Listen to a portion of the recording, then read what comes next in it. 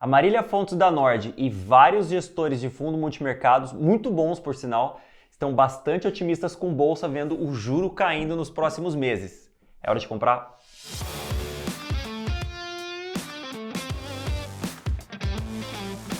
A gente estava até discutindo isso aqui hoje e a Marília gravou um vídeo recentemente justamente falando que o juro vai cair e a bolsa vai porrar e recomendando a compra do relatório 10X da Nord. Então trouxe ele, o homem. Talvez nem tanto homem assim, né? Vou falar um homem menorzinho. Para falar justamente disso. Ragazzi, vale a pena encher a mão de 10X agora? Olha, eu vou te falar que eu tô dividido, igual o mercado tá dividido. Eu acho que... Você tá muito sofrido, né? Tô, mas também as ações de crescimento, tanto que elas caíram, não tem como não tá, né? Bom, pessoal, só antes de responder a pergunta aqui, para quem não sabe, o 10X é o relatório aqui da Nord, onde a gente investe em ações de crescimento, ou seja, as ações que têm um enorme potencial de se multiplicar ao longo dos anos e aí a gente ganha dinheiro com a multiplicação dos lucros das empresas. Então vamos lá, então basicamente a economia está andando tão mal que os gestores acham que tem espaço para cair juro, porque o Brasil tem o maior juro real do mundo, né? Muito maior do que o segundo. O Brasil, o juro real é mais ou menos 8,5%. O juro real do México, né, que é basicamente os juros menos a inflação, é 4%, então assim, é muito menor. Então todo mundo acha que o juro pode cair, mesmo com o governo gastando mais, com o arcabouço, assim, o arcabouço não é aquele melhor arcabouço do mundo, né? Mas pelo menos tira aquele risco de Dilma, né, de sair gastando até explodir. A minha grande pergunta hoje é assim, cara, mesmo com a economia no buraco, ou emburacando, e aí a inflação cai, né, porque a inflação fica muito fraca, a bolsa consegue subir com o juro caindo? A bolsa vai subir se o juro cair, provavelmente, né? Eu Esse acho é o principal provável fator.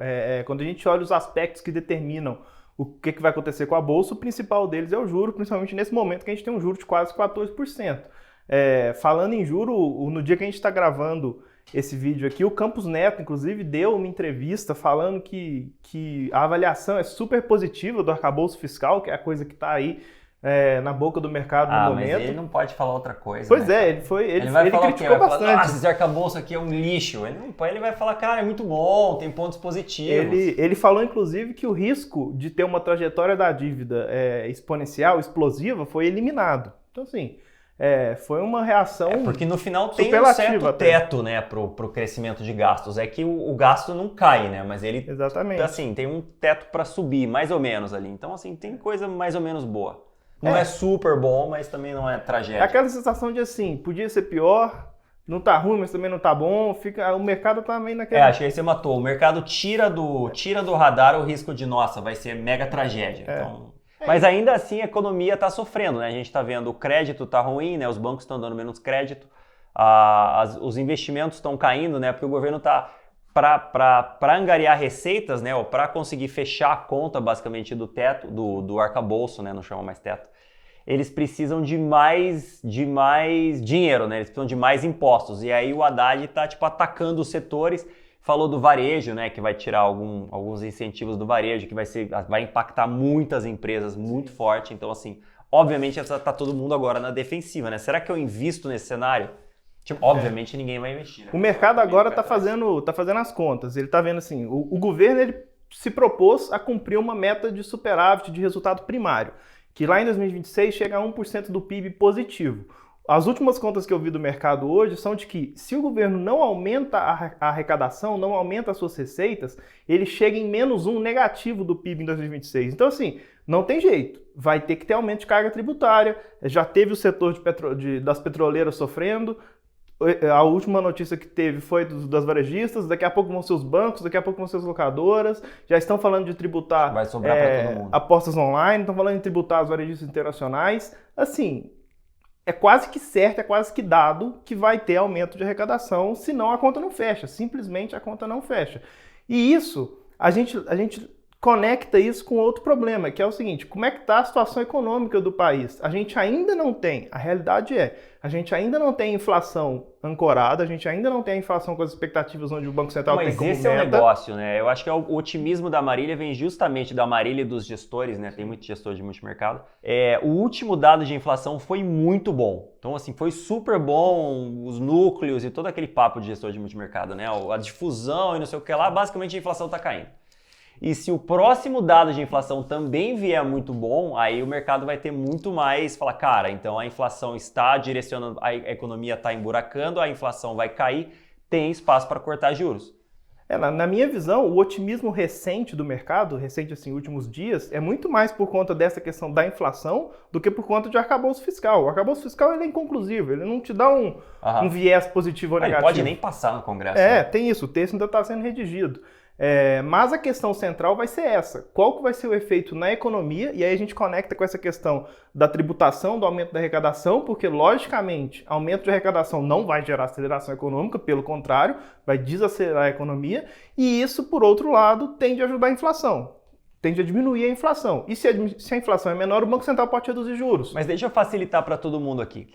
As empresas do 10x crescem mesmo num cenário de juro alto e economia pior? Tem empresas que são mais sensíveis ao macro, mas a grande maioria das empresas consegue crescer mesmo com a economia ruim. Fala a mim que tem resultado crescente mesmo com a economia ruim. Dá um exemplo. Uma empresa que vai começar a entregar ótimos resultados, ainda não está entregando, mas vai começar a entregar ótimos resultados a partir desse ano, é o Banco Inter.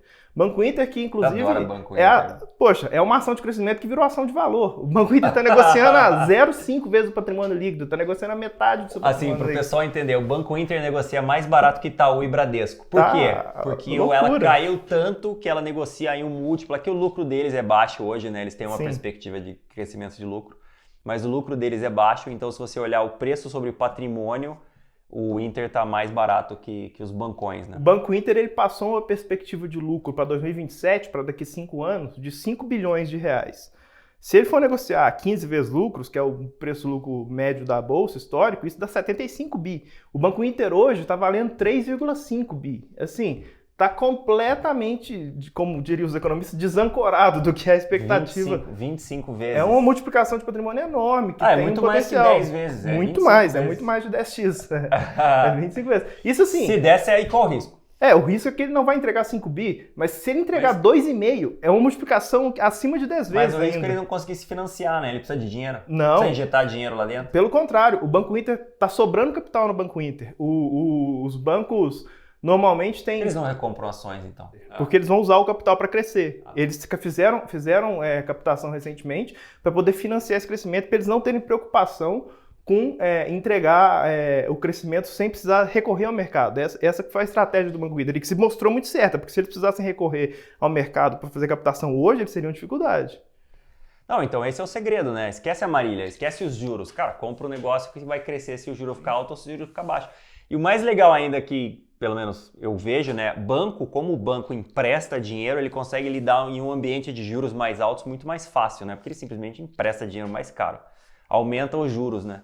As empresas têm mais dificuldade, já que elas pegam o dinheiro emprestado, né? Então elas não decidem onde o juro vai estar. E esse ambiente inflacionário, para o Inter especificamente, né? Cada banco tem uma gestão de ativos e passivos, ele é até positivo. O Inter ganha mais dinheiro se tem mais inflação.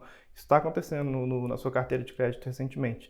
Mas assim, o Inter é só um exemplo. Tem diversos outros exemplos na carteira de empresas que estão entregando crescimentos excelentes, inclusive empresa do varejo. Eu posso falar, por exemplo, de Vivara, que é uma empresa que você acha, poxa, varejista vai estar sofrendo. Muito pelo contrário, a Vivara entregou um resultado espetacular em 2022, tem perspectiva de continuar crescendo, está bem capitalizado, empresa caixa líquido, tem de tudo para continuar crescendo, investindo em abertura de lojas, ganhando market share, e continua assim, num preço muito baixo por conta desse pessimismo generalizado. Ele pegou todas as ações. Vivara a gente já teve no Antitrader também, é bem boa. O legal da Vivara é que, tipo assim,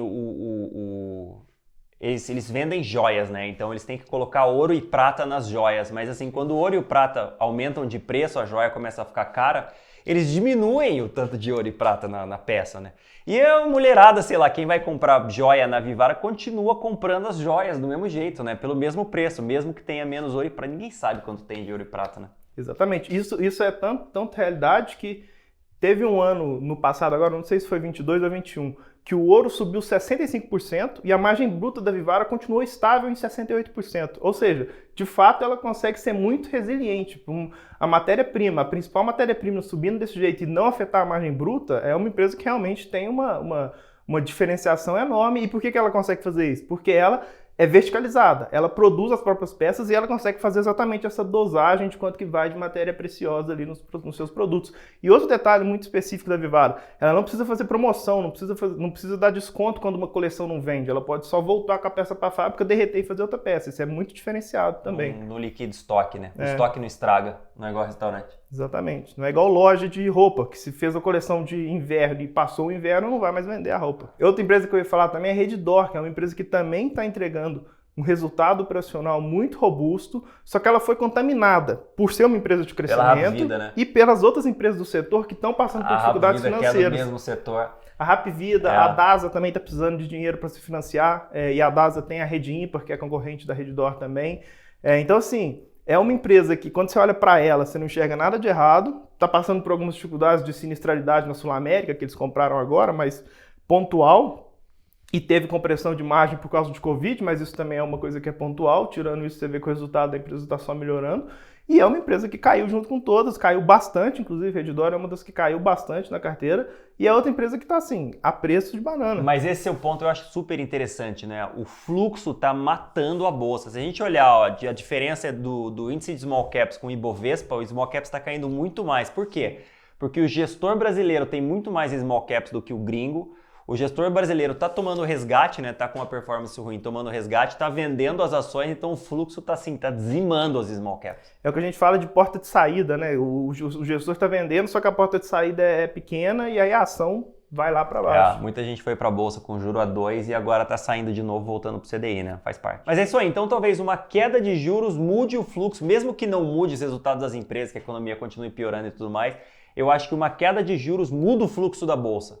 Ou então, pelo menos, dá uma estancada nesse fluxo muito negativo e pode ser uma boa para a Bolsa, pensando em uma recuperaçãozinha aí que está mais que na hora, né? Uma recuperaçãozinha cíclica da Bolsa. Com certeza. E o Banco Central ainda não sinalizou uma queda de juros, mas o mercado, quando você pega as projeções de mercado, o mercado já projeta uma queda de um ponto percentual. Quando ele sinalizar, o mercado já vai meter no preço, porque o giro real do Brasil é o mercado já alto. Projeta, inclusive. E aí eu acho que quando ele sinalizar de fato, essa projeção tende a ficar talvez até maior do que ela é hoje. Hoje tem uma projeção de corte de um ponto percentual até o fim do ano. Vamos ver e torcer, mas fato é, a economia está indo para o buraco. O pessoal acha que essa queda na economia vai dar um espaço para corte de juros. Pode ter um fluxo bom entrando na bolsa, inclusive dos fundos multimercados, né? E da própria Marília, né? Sim, a Marília está otimista. E se você quer saber outras 3 empresas small caps, né, de baixa capitalização que estão ótimas para comprar hoje, nosso analista Vitor fez um relatório essencial, excepcional sobre essas empresas, está aqui embaixo, é só clicar e puxar. Então valeu, Ragazzi. Você consegue pensar numa melhor oportunidade para comprar empresa de crescimento que agora? Com juros na lua? Nossa, difícil. Com os preços do jeito que estão. É o que eu falei, as empresas que eram de crescimento viraram empresas de valor, de tão baratas que elas estão. Bolsa tá barata. Aproveite.